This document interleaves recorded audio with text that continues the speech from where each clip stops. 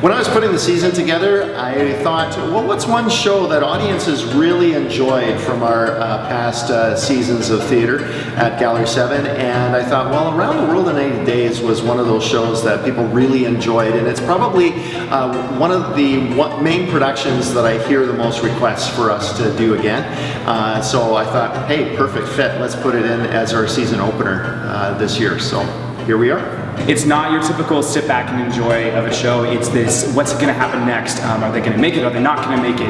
And you get to see 6 actors portray 39 actors, which is my favorite part. On this adventure, Phileas Fogg interacts with elephants, with the love of his life. He takes on his servant. He meets ship captains, clerks, people that are sick, priests, monkeys, panthers, snakes, geese, wolves. He goes through trains, ships, horseback, everything to win this wager around the world in 80 days. Learning how to go from scene to scene like this and this and this is a huge thing. We got this steampunk idea, so everything is like these cogs and this kind of like rustic and really metallic-y, grungy kind of feel with the costumes and the sound and the lights and the makeup and the set. I would say the biggest way that steampunk is coming or being incorporated into the show is through the design. Like every design aspect, because all the costumes have steampunk, all the set is steampunk, even some of the props are steampunked, like all the guns that are It's crazy. Detective Fix is a detective from London.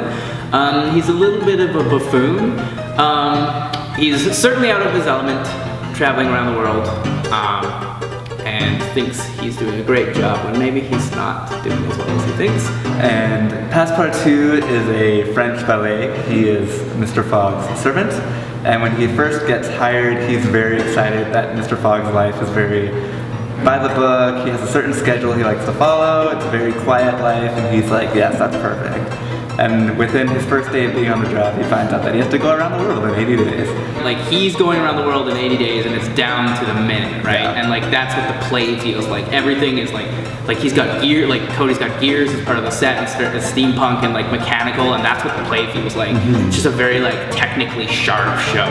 A good mix of like finding it funny, but then also feeling the tension that we feel. You think it's going to be one direction, and then it just branches off into the next. When we're in rehearsal and we're doing scenes from the show, I love being in that place where you're sort of like all on the brink of bursting out into laughter. There's so many things in this play that are just so funny.